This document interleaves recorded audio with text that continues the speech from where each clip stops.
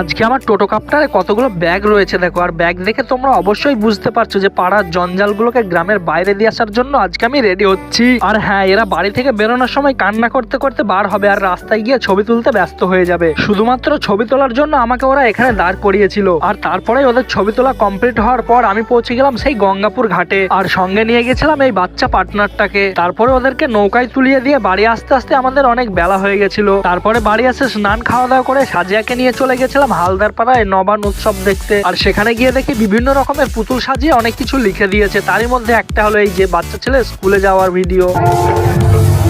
আর তারপরে দেখলাম মা ছেলেকে খাওয়ানোর একটি সুন্দর দৃশ্য ওরা তুলে ধরেছে। আর তারপরে দেখলাম এই যে ছেলে এখন বিবাহ করছে। আর হ্যাঁ, এগুলি দেওয়ার পিছনে অনেকটা যুক্তি রয়েছে। যারা বোঝে তারা ভালোই বুঝবে, যারা না বোঝে তারা শুধু পুতুলগুলোই দেখবে। আর এই যে এখানে বলছে মা বাবাকে ছেড়ে শ্বশুর শাশুড়িকে নিয়ে খাওয়া দাওয়া করছে। তারপরে মস্ত বড় অফিসার ছেলের বাবা মায়ের এক অপরূপ দৃশ্য। মা রান্না করছে আর ছেলে বসে রয়েছে। আর এই যে এটাতে বোঝাতে চেয়েছে যে ছেলের অসহায় থেকে বঞ্চিত হওয়ার পর মা বাবার কি করুণ অবস্থা হয়। তারপরে রিসেন্টলি 2025 হওয়া SIR ব্যাপারে এই যে এখানেও কিছু পুতুল তৈরি করা রয়েছে। আর তার ঠিক পাশেই লক্ষ্য করলে দেখতে পাবে যে ছেলে বাবাকে বৃদ্ধাশ্রমে দিয়ে এসছে, তাই বাবা কি বলছে দেখো। আর তার ঠিক পরের মুহূর্তে এই লোকটা বলছে যে মাননীয় দর্শকগণ আপনারাই বিচার করুন। আর এই যে শেষে যেটা দেখতে পাচ্ছ এটা আমাদের বোঝাইতে চাইছে যে আমাদের শেষ গন্তব্য এটাই। তবে যাই হোক, ভিডিওটিকে বেশি বেশি করে শেয়ার আর লাইক কমেন্ট করে দিও।